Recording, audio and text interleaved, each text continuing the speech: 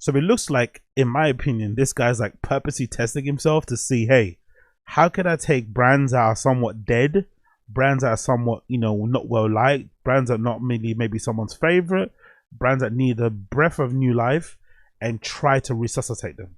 He's trying. He's already done it with Crocs, you know. Now he's trying to do it with Puma. And I have to be honest, I don't wear Pumas, right? I don't wear the last Pumas I've ever worn in my life might have been like Puma Clydes back in the days. But these are kind of hard. I'm not gonna lie, these are kind of hard.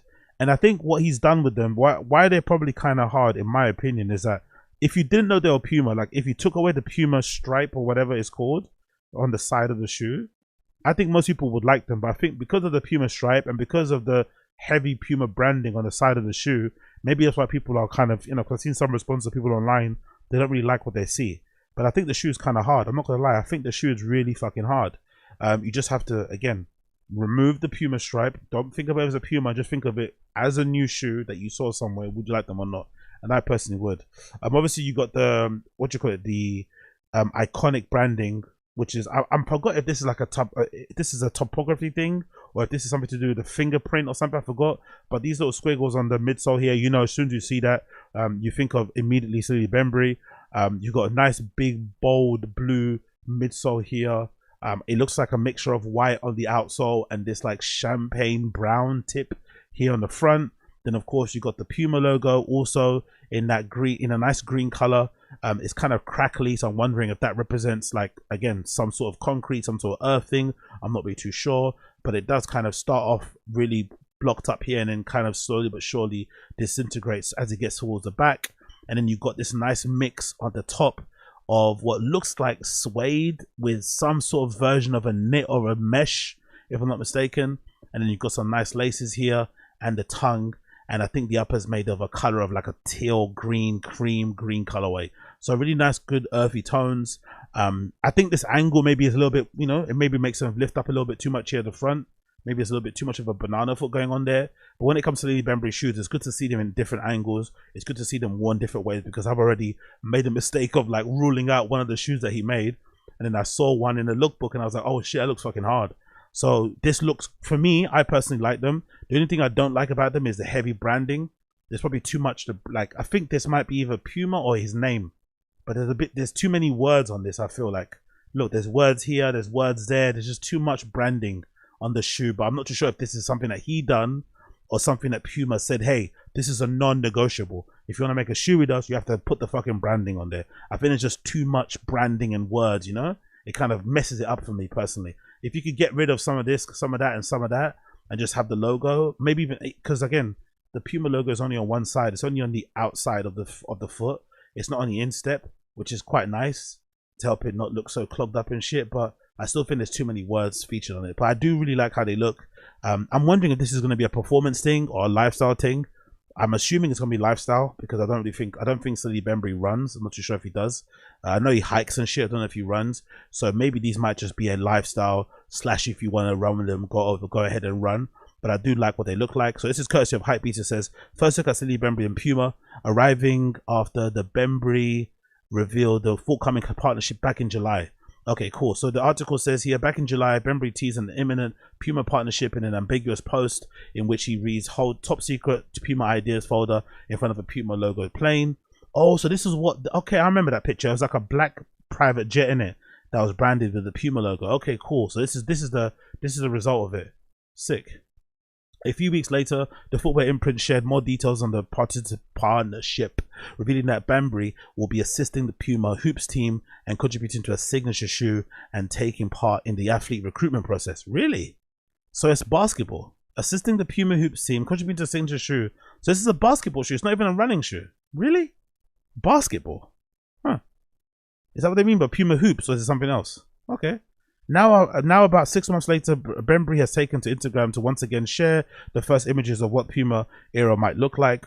While the joints resemble the joints, Jesus Christ, Hypebeast.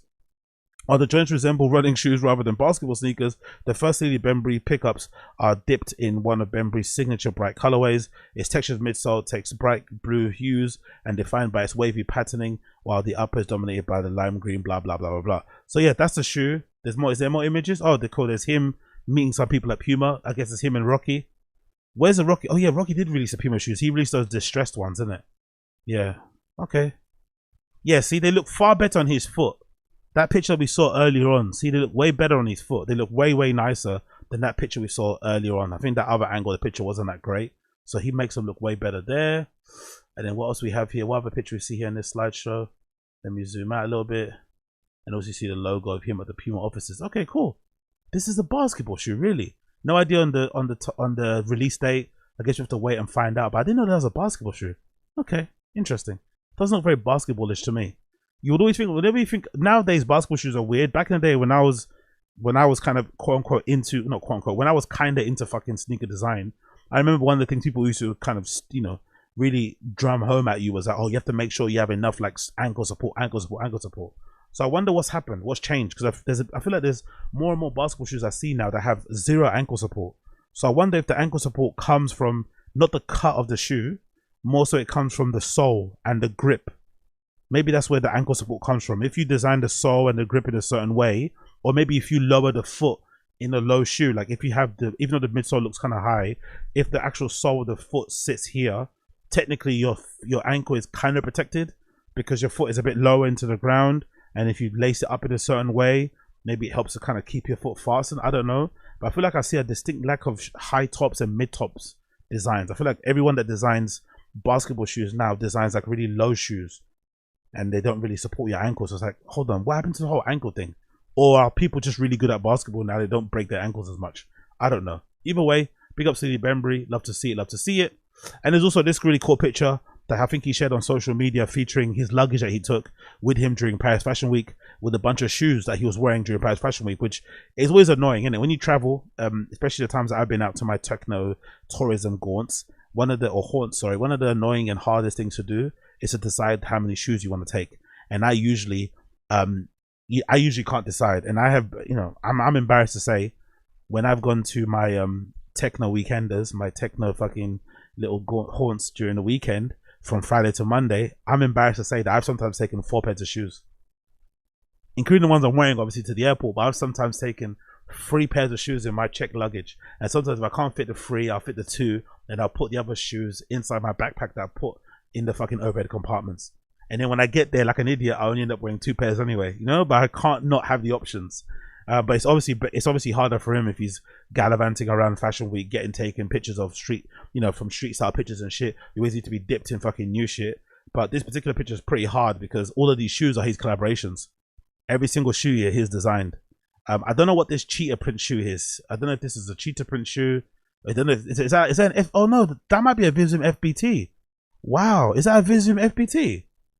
I think that might be a Visvim FBT or something that was inspired by that design. It looks like very that's a fucking classic shoe. That needs to come back. I wonder if Visvim even still make them. But yeah, so these collaborations he's made. The ones that I hate the most here are this. I forgot what this shoe is called. It's like a duck boot. This I think it's a croc too. This duck boot that he made is fucking horrendous. I hate it so much. But I'm sure it's very functional. But the rest of the shoes are fucking amazing. The 1500 is great. This croc too, I forgot the name of it, but it's really cool too. It's the one I initially hated, and now when I see the other pictures, I know they look so fucking hard. I look at the colorway too. This bright orange, this purple outsole midsole thing that looks like molten lava, you know, spewing all around it and shit. It looks so fucking cool. These actually look like Nickelodeon, isn't it? Looks like a Nickelodeon colorway sort of style thing. Then there's the running shoes that we mentioned earlier. Like I said before, too much branding and colors, too much branding and names here. You don't need to have all this logos everywhere and this words. And there's also another what's this collaboration? Who's this? I don't know what brand this is, what shoe this collaboration is. I don't remember seeing these ones. It says equipments on the side. I don't know what brand who he did these ones with, but the color is fucking hard. One thing that he loves, you can see, is definitely he loves a chunky sole.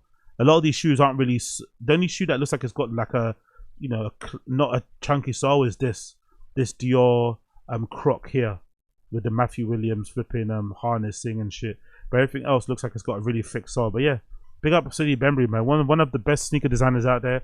It's actually a good thing that he's not exclusive to anybody. I think there was a time where I was kind of fiending for him to be like, you know, take over as creative director at Crocs or New Balance.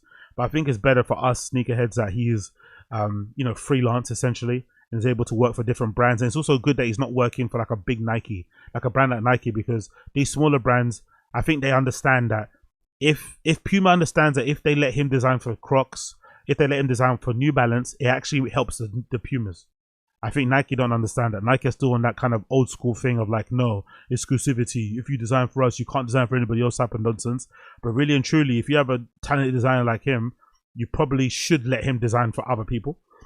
And that will allow you to the brand that you do your stuff with to kind of hit off a bit more, because, you know, people will be wanting more stuff from him. You know, that's what people want, especially sneakerheads. Sneakerheads are fans of his, just want more shoes that he makes.